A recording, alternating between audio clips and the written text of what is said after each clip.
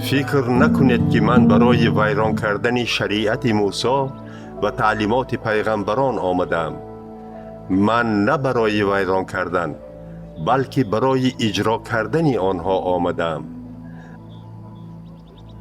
زیرا براستی به شما میگویم هنوز که زمین و آسمان هست تا شریعت پره عملی نگردد یگان حرف یا نقطه آن نیست نمی شود.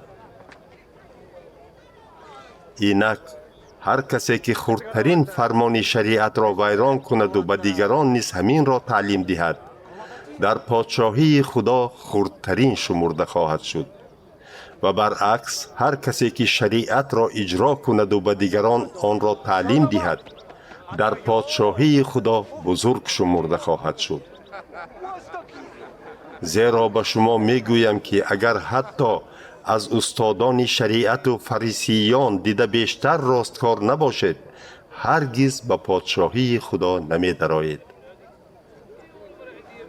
شما شنیده اید که به گذشتگان گفته شده بود قتل نکنند. این چنین هر کسی که قتل میکند به جوابگری کشیده می شود.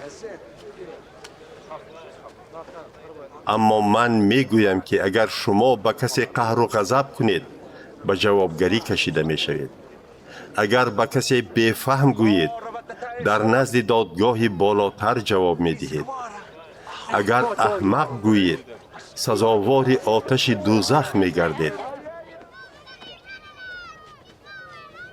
برای همین وقتی که شما به قربانگاه قربانی می آورید و در آنجا به یادتان می آید که کسی از شما ناراضی است باید قربانیتان را در آنجا گذاشته در حال نزد همان شخص روید و با او آشتی شوید.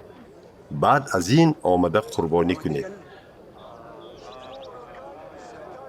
اگر کسی از شما دعوا کند پیش از دادگاه زود با وی آشتی شوید، چون که اگر کار به دادگاه رفته رسد دعواگرتان می تواند شما را به دست قاضی سپارد.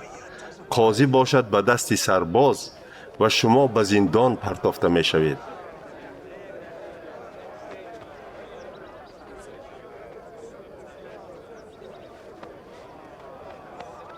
براستی می گویم تا آخرین تنگه اتان را ندهید از حبس نمی برایید.